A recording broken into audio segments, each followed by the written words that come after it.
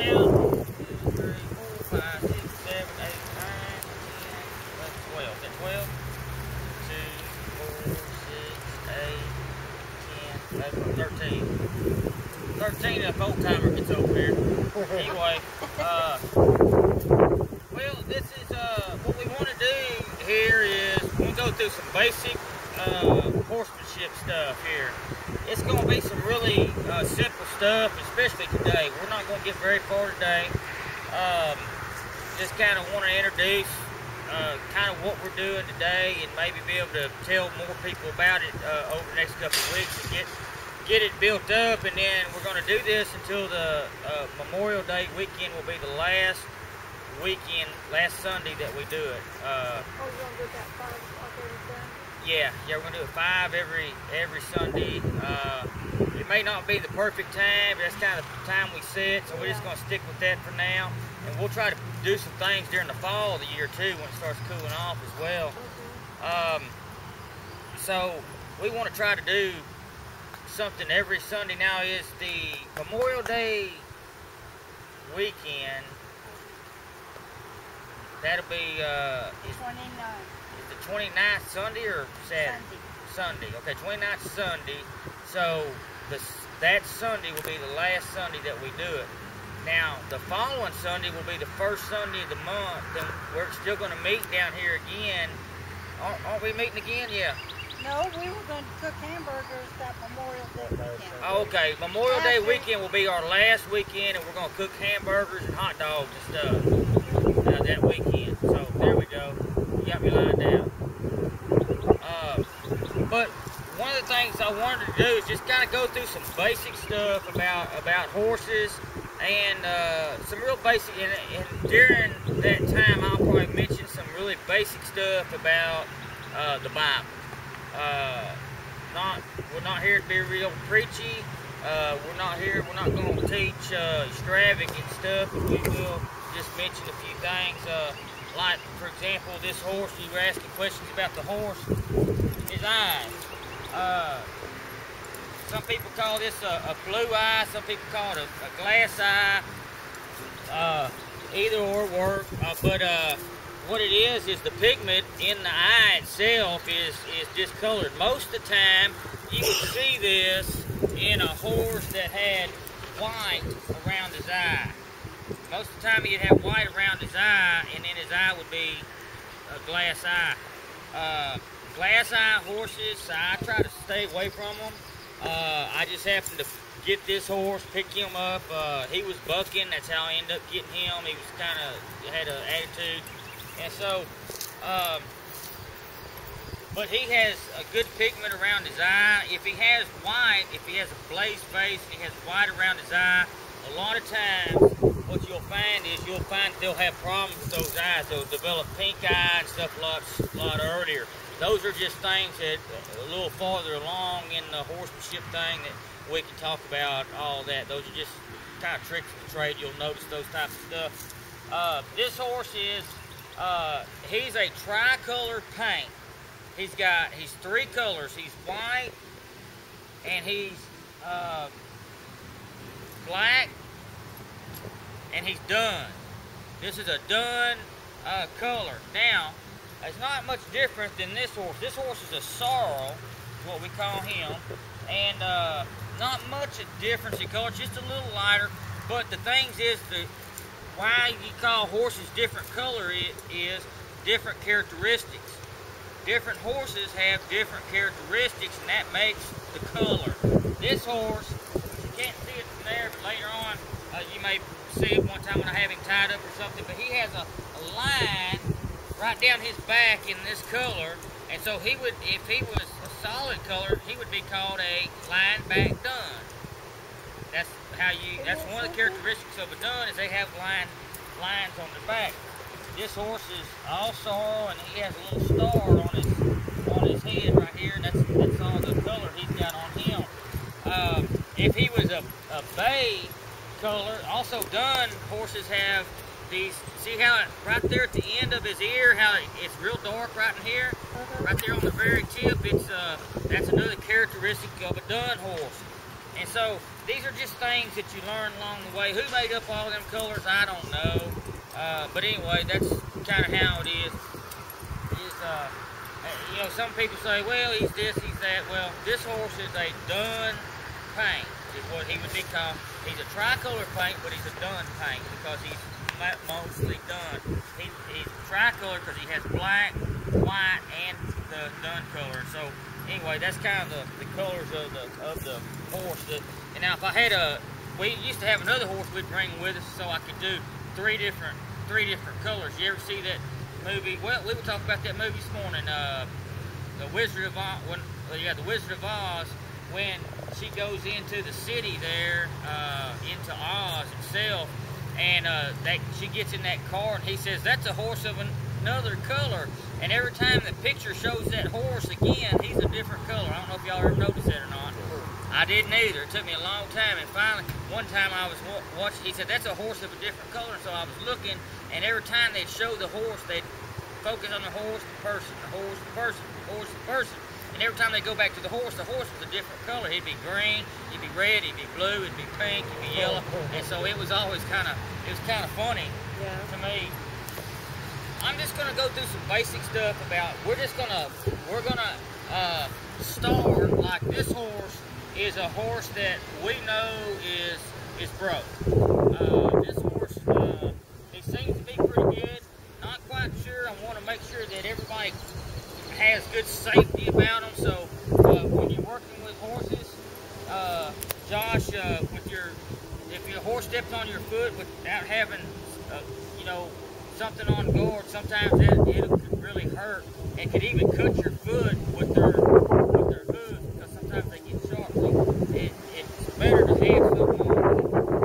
If they step on you by accident, they didn't mean it. If this one steps on you, it's by accident. If that one steps on you, it's by accident. But we're going to pretend that this horse is I know this horse is broke. Somebody loaned me this horse. I'm going to pretend somebody loaned me this horse and he's broke.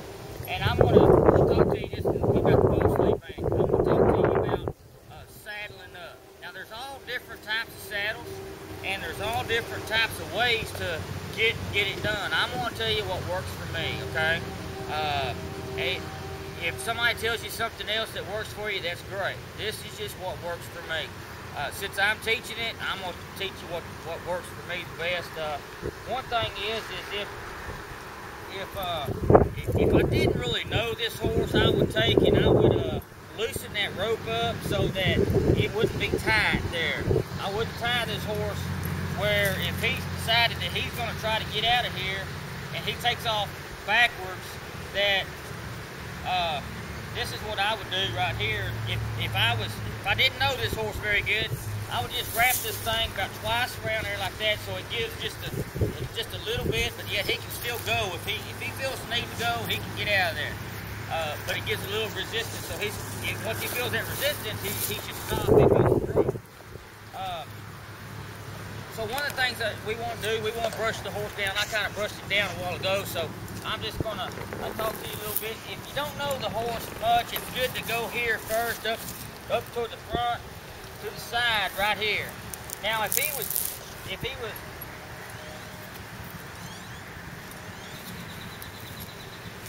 standing like this right here and you really didn't know that horse much, it's good to pull him out and take him back to the fence where he's straight up to the fence. That way, if he feels he needs to go and you come up here to him, if he feels that he needs to go, where do you think he's going to go?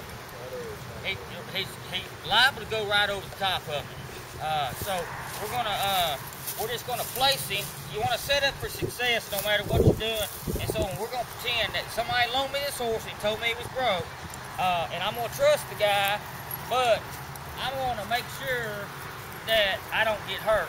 I don't like getting hurt.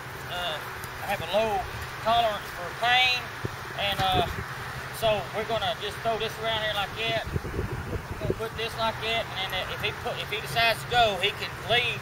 But that'll probably give me time enough to reach up there and grab that too if he starts to back up. So what I'm gonna do is I'm just gonna put my hands on him. I'm gonna let him know I'm there. I'm gonna walk around him. And if you notice, I'll keep my keep my hand on his hip as I go around or on his butt there, so he knows where I'm at all times. That way, there's no spooking. He knows where I'm at. They can feel a fly land on them at 60-mile-an-hour wind. So if they can feel that, they definitely know where you're at.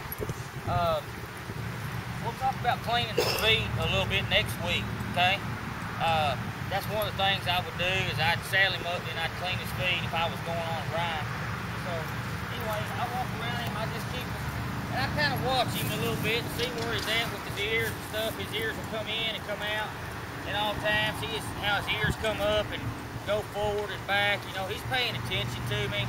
I happen to know the horse, so I kind of know where he's at and his thinking and stuff right now. So I'm going to take this blanket here and I'm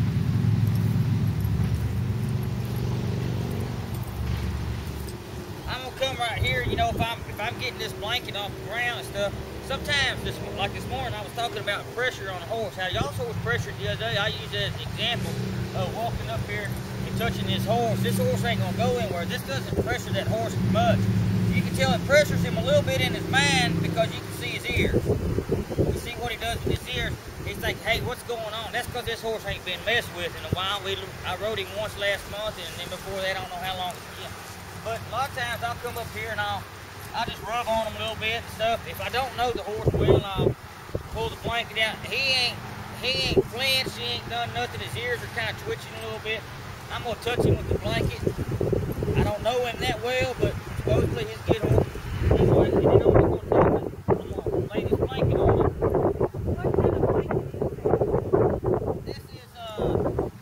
It's just one of them cheap blankets. Well, I mean, what's it made out of? Wool or? I don't know. Yeah, this is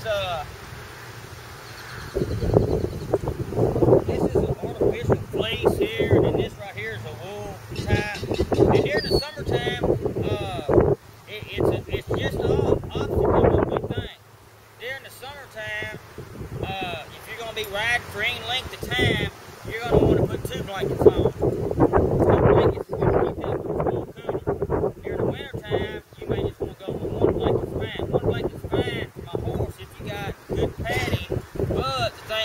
Summertime, the 2 blankets will keep him cooler than 1 blanket. Doesn't make any sense, does it? But that's the way it works. Okay. So I'm just gonna set this up on him and put that there. Now, there's all types of. Hey, Dad, come hand me this saddle. There's all types of saddles and stuff, and I brought 2 of them out here, but I'm gonna take that one there. It's just got everything on it.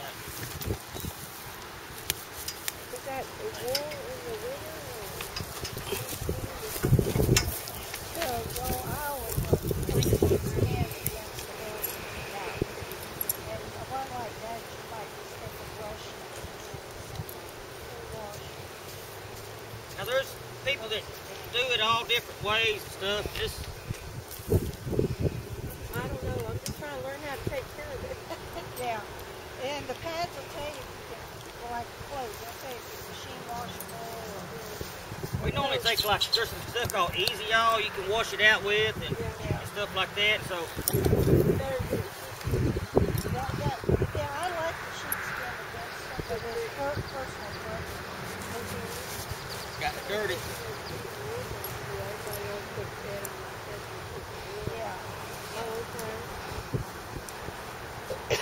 There's several different ways you can put that saddle on there, but what you want to do is you want to put this blanket on there, and I'm going to tell you something, that this blanket will move around underneath the saddle. So when you put the saddle on, you want to make sure you got the blanket far enough forward, because once you put the saddle on, you need to adjust your saddle some. If you pull your saddle back, that's okay if the blanket goes back, but you really don't want to put that blanket on like that and then throw your saddle on and have to move your saddle up, because what happens is that's going against the grain of his hair and it flips his hair over. It's uncomfortable for the horse. So you want to put the saddle on and have where that. Kind of that hump is in the. Yeah, you want to be just about the front of that hump there, and you want to make sure that your saddle fits your blanket. Your blanket fits your saddle. You want it past the back of your saddle and past the front. You don't want it right even with the front. One of the things is that saddle will start scooting forward, that blanket will scoot back, and the next thing you know, this is your saddle sticking out that much farther than your blanket, and you have to readjust. So it's better to have the back of your saddle all the way here and sticking out further in the front, because that's what it'll eventually get there.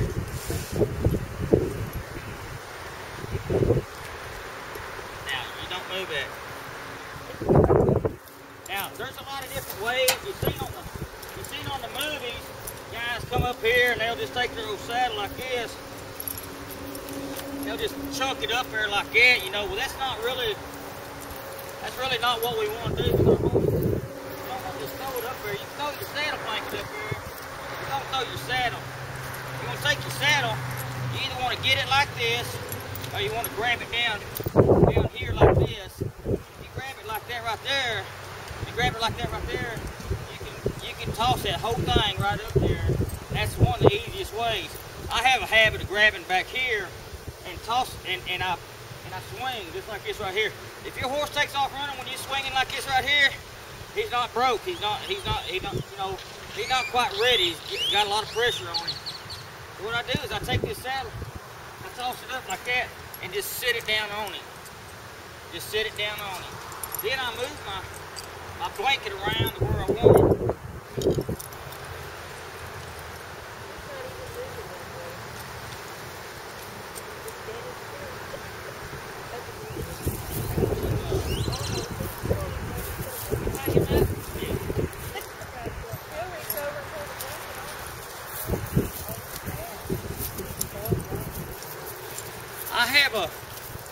I have a distinct way of the way I do my. See, he thinks I'm gonna jump on him. I have a way that I rig my saddle. Every time I get off, I do it the same way. Every time I get on, I do it the same way. Right here, I have my front girt, my back girt, right there, and I want to push this around to where the middle of that thing is going to be about the middle of his chest. You can feel down there, feel two humps, and it goes in.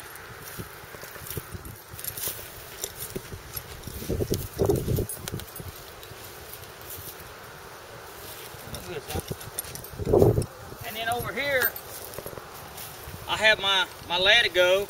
And then what I'll do is, you got to be careful when you reach through, especially if you don't know the horse real well. What you want to do is you want to find it, and you want to stay up here by the front leg. You don't want to get back here and reach underneath. That horse could come up with his back leg and put the hurt on you. So you want to stay safe. And I put my hand on the horse. When I reach underneath there, or reach down to pick a foot up, when I'm cleaning them out, I put my hand on the horse, because if he moves towards you, that way you can push off of him and he doesn't knock you down. So I reach underneath there, I grab this, and bring it up. And this is the first thing that you want to put on. And so you get this.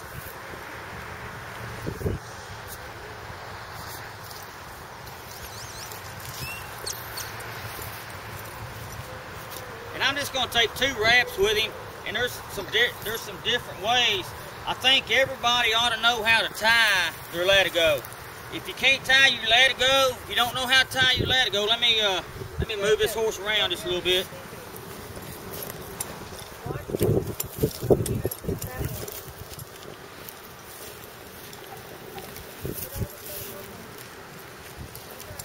Now then, there's several different things that you can do, and if you notice, this is connected to my stirrup. It's always connected to my stirrup.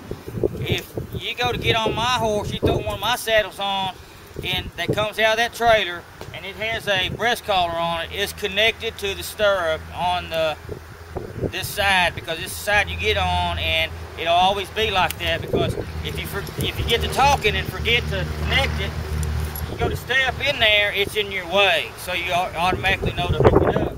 Now there's several different ways to do this. Most of the time what I do is I find that hole and I put my latch in there. I think it's a fine way. There's no problem with that. I ride with my horse like that all the time. But if you're going to be working a horse for a lengthy period of time, like if you're just going out to do some cutting and you're only going to be out there for 2 or 3 minutes, or you're going to be warming your horse up or something, if you're out working cows all day long, you're going to want to tie your saddle on there. It's just a better way. Sometimes it can come off. I've never had anyone come off like that. Some do, but a lot of people say they do. Things stretch out, and yes, they do in some senses. But they can only breathe so much up here in the front. They can pop their belly out pretty far. Look at his. He got some grass on that thing right there. But I'll show you individually how to tie this thing up at a later date. I think it's important that you learn how to tie, because you may not be able to put it in a hole, so it's better to tie. That's a safety thing, to always know how to tie it in case you don't have a hole to put your buckle in. If I do anything, all I want to do is I just want to snug him up just a little bit, where it's still pretty loose, and I'm just going to let that hang while I do the rest. Number one is, if he went crazy on me, the saddle's still going to stay on me, okay, because it's halfway snug. Well, in case he starts rolling over or something, you know, I mean, it may slide underneath there, but you want it just snug enough where it don't go anywhere. If he starts moving around, prancing around, it doesn't fall off of him and spook him, and then you're in a wreck. Then I'll come back to this back cinch here, and I'll take this back cinch and I'll cinch it up. Now, kind of rule of thumb is one fist. If you're just riding like what I'm fixing to do, once you get into working horses and stuff like that, there's different things. You'll want to have one that's a little snugger. You want it where it's almost touching. Golly, he's put on some weight. You want it where it's just touching him there. And if it is loose, you don't want to be able to stick your fist through there. Rule of thumb, you don't want to be able to stick your fist through there, because if you're riding in the woods and you're going down an incline or something, some people say they've had their horse's foot get up in there. I've never had that happen. Here's the problem you got to worry about when you're riding in the woods is a limb. This thing is loose. A limb coming up in here like that, and you're stuck. He hurts himself, the limb's hung in there, and he just gets hurt worse. So what you want to do is you want to keep it as close to his body as you can there. If you have a back cinch, you don't have to have a back cinch to ride a horse. You can just have the front one. Now then, it's the same with this. Kind of rule of thumb is you don't want this thing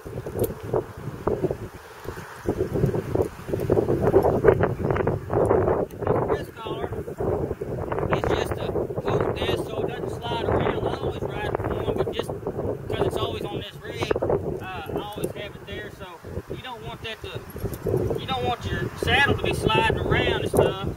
And I take a couple wraps with this. You don't have to. It's just that's where the adjustment's at on this one. And you don't want it way up here on his neck, because if he puts his head down like that, you go to get something to drink. You don't want it past. You don't want it falling way down here either. You want it right about there, and you want to get it adjusted first.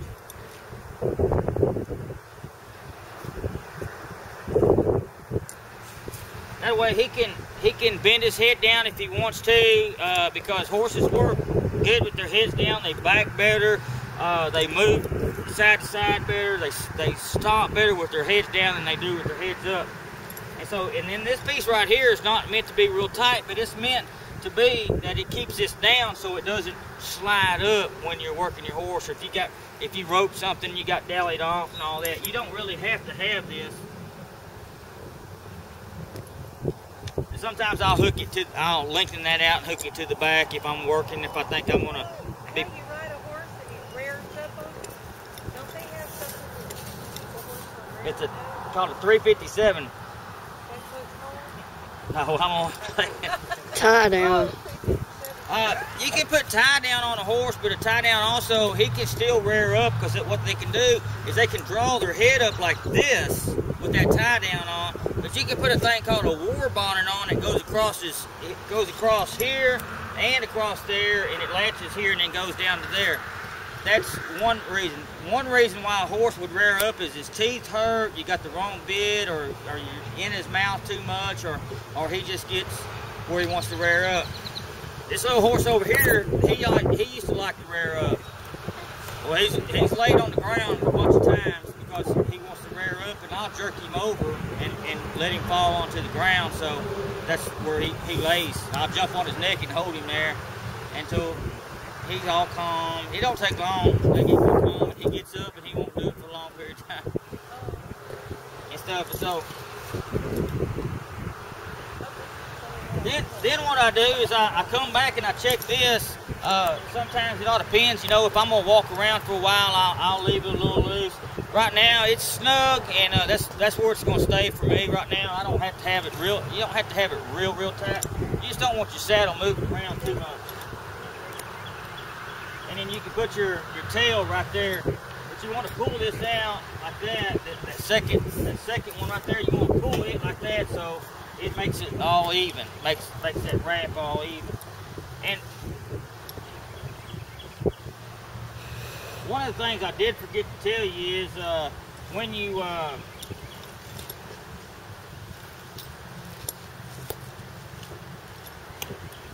go to set this saddle in there, and before you snug it down, what you want to do is you want to lift this saddle blanket up right here in the front.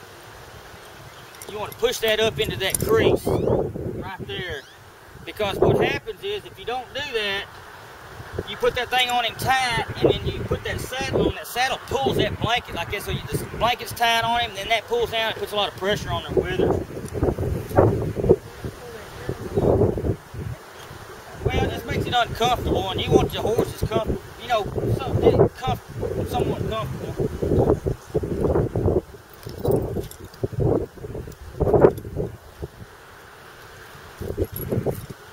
I need this right here. Okay.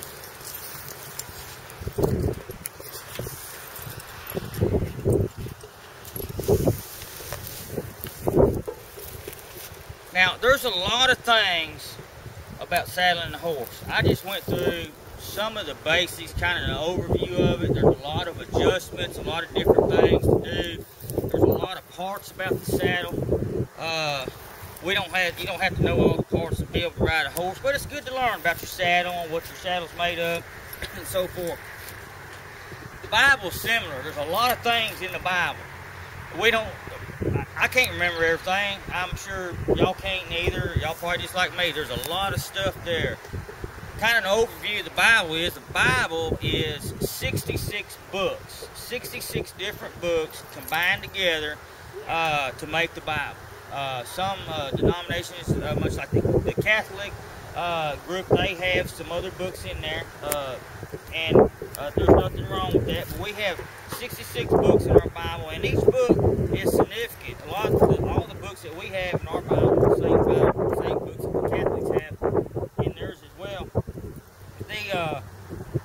There's an Old Testament and a New Testament. The Old Testament is before Christ, time of Christ, the Messiah, and the New Testament is after the time of the foretelling, the four Gospels. The first four books of the Bible is what we call the Gospels. Matthew, Mark, Luke, and John. Those are the four Gospels, the truth or the good news about Jesus, and that kind of, all those tell the good news about Jesus. There's different books in the New Testament Bible. There's some in there that are letters to other churches that, like Paul wrote, or Peter wrote, or Timothy wrote letters to these disciples wrote letters to different churches, and some of those became parts of the Bible, the books of the Bible. And so it's good to know that why these books were written and who they were written to and so forth. Now when I put the headstone stuff on, sometimes it all depends on what horse I have. Like this horse, I know him pretty good, so, but let's just say, I was told he was a good horse, but I'm not quite sure. I'm still going to take my reins, and I'm going to wrap around his neck right here. I'm going to put my reins right there. And that way, if he starts to try to go from me, I can grab him and move him around a little bit. And so what I'm going to do is I want him to go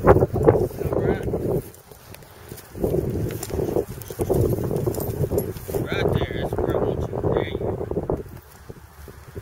Okay. I'm going to put these on him. If he tries to take off, I'm going to reach up and grab these. You may want to take this. You may want to take this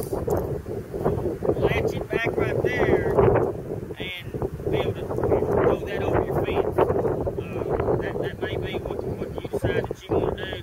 But right now, I'm just going to take this. I'll move this out of the way. I'm going to hold this here. And what I want to do with this headstall is I want to open this headstall up, okay? I want to open this headstall up, and I don't want him to raise his head way up high, and where I'm fighting with him stuff. So I'm just going to take my hand, I'm going to bring it right here, just right over his head like this. I'm going to put this over him like that. I'm going to keep my arm right here so he knows something's right there, and I'm just going to kind of wiggle this in a little bit until I feel right there, and then I feel that little break in between his teeth, but he ain't opened his mouth yet. Normally he would, but he ain't been messed with much, so he's getting tired of me standing here messing with it. So I'm gonna run this thumb right here, right in the corner, right there, and he's gonna open that mouth for me. And that was a pleasant experience for him, and a pleasant experience for me, or more pleasant than what it could have been, I guarantee you. And then I'm gonna slide this over like that. Make sure his hair ain't all tangled up underneath there. And when you put this headstall on there, you want this to come down to his mouth. You want it to hang just a little loose in there, and we'll go over the finer adjustments on that later. This is a throat latch. It's not there to be tight. It needs to be somewhat loose. It don't need to be real tight at all, because once they bend their throat down like that, it'll pinch up in there. So you want it a little bit loose, but not real loose where it slides down way far down past the jaw. And a quarter horse has a stronger jaw, stronger looking jaw like him, so he doesn't have that big muscular jaw there. So now this horse is saddled, and he's just about ready to go.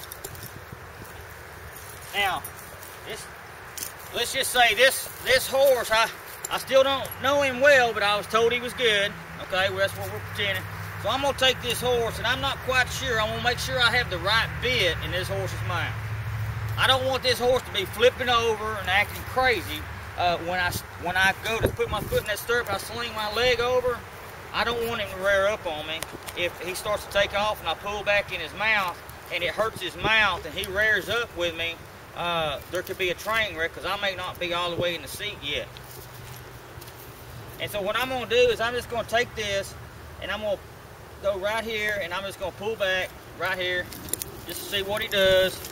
And all he's going to do is step back. He's giving to it a little bit. He didn't put his head down like I'd like for him to, but there again, he ain't been rode in a while. And so I take these. If you don't know the horse, you put him into a corner when you get on him.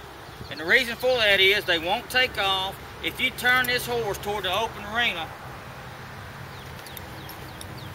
you get on him with him facing out that way, when you sling that leg over, what's he see?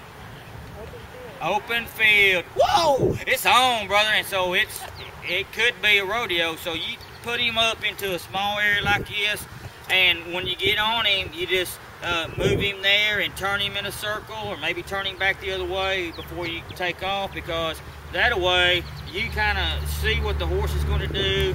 If he's going to be jumpy or not, he's probably going to jump right when you get on him.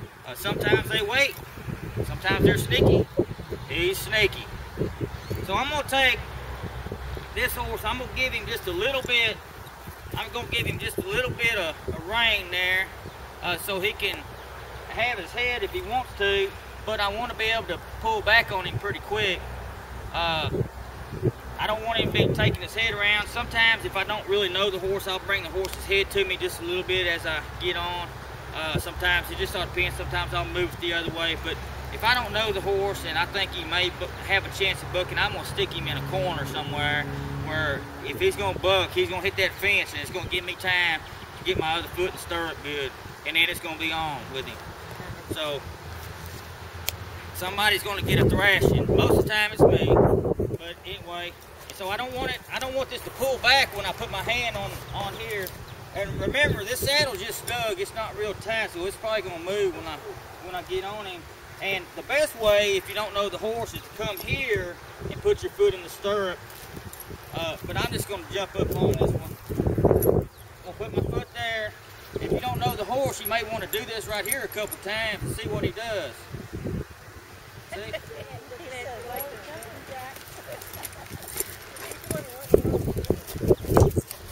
So I'm gonna put this horse right there. Now see, the saddle's tight enough. If he was to buck around, now if we went for a long period of time, him bucking, it moved around, but I don't plan on letting him go very far. If he starts bucking, I'm gonna pull his head around to my knee, and if he keeps bucking then, well, I'm gonna probably spur him a couple times before I get off anyway. And so that's kind of just some real basic stuff there. It's not, you know, nothing, there's a lot that goes into that. And so I want to see how he backs up before I take off on him. If I don't know him real well, because he may say, ooh, I don't like that bit. So I tried him a little bit more on the backing up there. You always put his head down when you got the horse? Yes, that's the way he's been started to be trained. You want that horse's head to go down. You don't want it to come up, because if he gets that habit of bringing that head up, he'll bring that head up when you try to stop him. You want that head down. You don't want that head up, because they just operate better with their head down. Horse is designed to. Compared to our horse, that horse is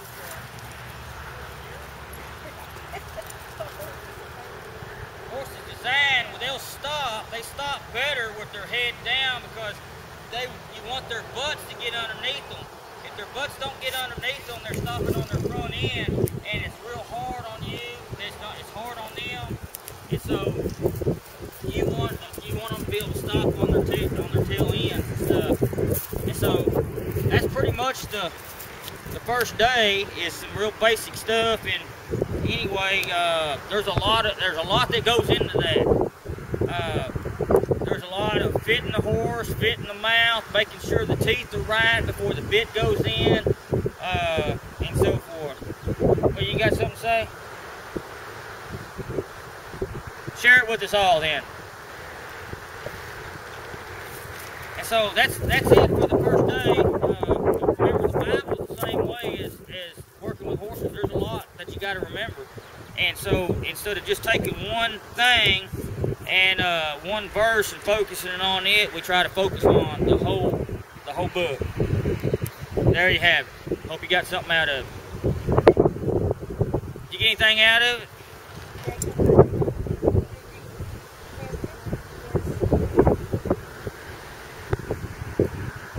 And it's the same way. I go right back through the same steps that I just went through.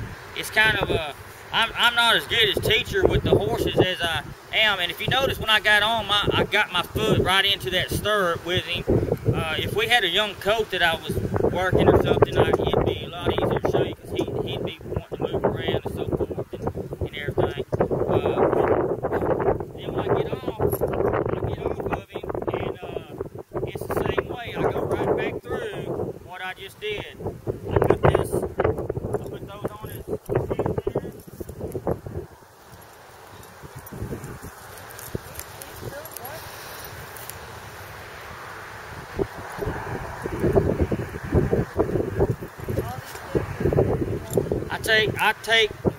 I take this and I grab it here. If you wrap this thing around your arm like that, that's really not what you need to do. You really need to take this thing, you need to lay it in your arm like that. If they take off, that way your hand ain't wrapped up into that rope there. You see what I'm saying? If he decides to take off, but yet I can still get the end of that rope if I need to. And so that's where you really want to, if you're not familiar with the horse and you're working with a young horse, you want to do this. You want a cotton rope when you're working with a young horse and you have your hands on the rope a lot. You take one of these lead ropes like this. If you're going to tie one up or something that sits back or whatever, it's a little stronger. We got these because they were cheap. And so, y'all probably like us. But if you think a horse is going to pull back on you stuff, you want to use a cotton rope, because it won't burn your hands as much. It all depends on how fast it's going through. last two we got, they broke. I do the same thing here. What I do is I just slip this off. And what I do is I let him drop it out of his mouth. I just go real slow right here.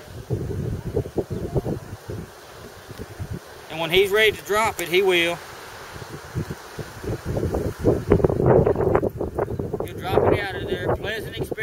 I didn't jerk on him or anything. I just took my time. Now then, I'm gonna put this on him. I still had my hand up here on his head. You notice where his head's at? Sometimes this horse will put his head where his mouth's right here. That's a little low for me, but I'd rather bend over to the ground and put the bit in his mouth than I ever would to have to go find a step ladder to try to get up.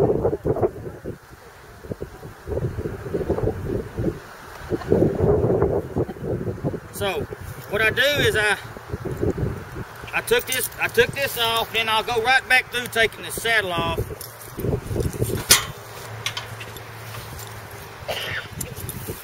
Now I'm gonna reach down here and I'm gonna unstrap this. First thing I'm gonna take off of the saddle is the breast collar.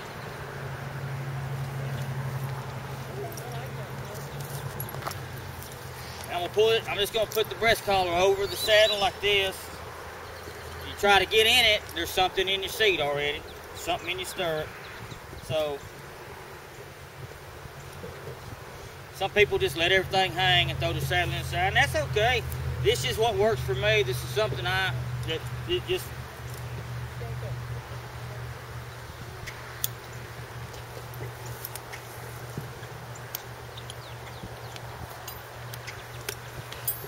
And for me, with this lat go here, I just take it like this and I just stick it in there. That way, when I get ready, I just pull it back out. Wanda doesn't do that with hers, but that works for me in my saddle. Sometimes I carried it over here, it came undone, it was all strung out and stuff. But most of the time, just taking it out of the saddle rack, putting it on the horse, a lot of times it stays there. Sometimes you can wrap it and tie it once if you wanted to. But I'm gonna leave it like that, and we're gonna. No, I wash it when it starts stinking.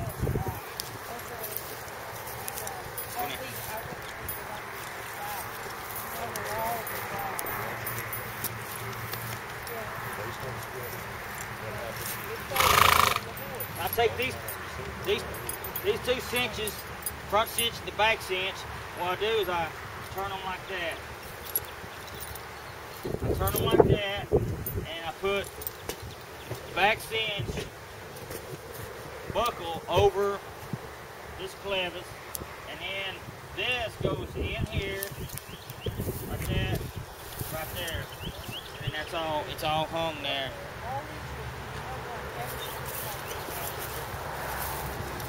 A lot of times when I take the saddle off, I take the saddle, blanket, and everything at the same time. Some people do, some people don't. It works for me.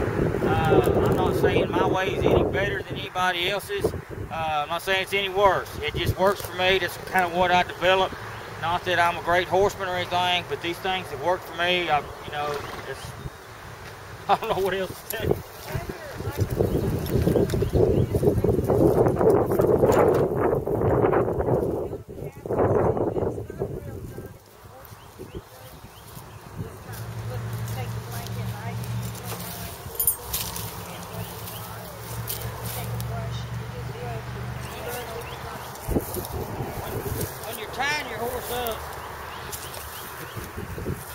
When you're tying your horse up, if you'll go over the rail or whatever, go through, however you're going to do it, and you can tie it in several different ways. You want to be able to, if the horse starts sitting back, if there's two or three horses tied, and one goes crazy, and the rest of them go crazy, you want to be able to come up here and get this undone without being here for a long time, and without having a jerky pocket knife out. And so there's several different ways you can do it. Some people lift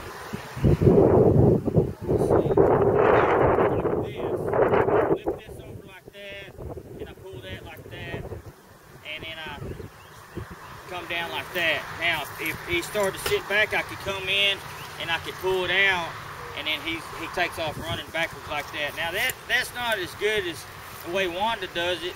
Wanda and Morgan take theirs like this. They take that in like that. They cross over, back in through there, and then do this right here with it. That's a lot easier way. If your horse is somewhat broke, that's a better way. If it's not broke, best just to wrap that thing around there about 3 times and leave it. Or you're going to be buying another lead rope. So you can grab this thing right here and it's done. So you want to be able to do that with that. So there you have it. Nothing to it. We learned a lot.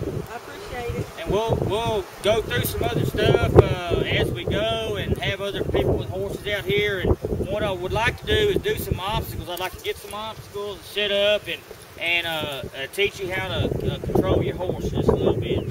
That's one of the things is control over your animal. I don't have near the control over this horse as I would if I was on the back of that horse over there. This horse isn't far along as that horse is over there, and so that's the reason why. But this horse I still have decent control over him. As far as if we're gonna do like a trail, if I'm gonna go riding trails or whatever, go ride the river, this horse right here will do. He'll go down the river, he crosses the water, he listens to me. He hadn't bucked lately, and so that's good. What's his name? It's Buckshot. Buckshot. I don't know, really. That's the name he had when I had him. He's dirty and stuff, so that's it. What do you think? Pretty good. Good. Very good. I think he's wonderful. When you want to come get mine? He just stood there.